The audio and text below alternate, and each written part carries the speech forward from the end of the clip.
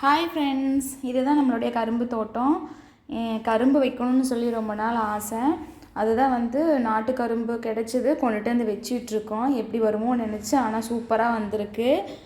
இதில் பார்த்தீங்க அப்படின்னா க்ளீன் பண்ணுறது, அப்புறம் மறுபடியும் அந்த மண் அணைக்கட்டுறது, இந்த வேலையெல்லாம் இருக்குது. ஃபஸ்ட்டு கரும்புக்கு மண் அணைக்கட்டி வைக்கணும், அப்போ தான் நல்லா வரும்.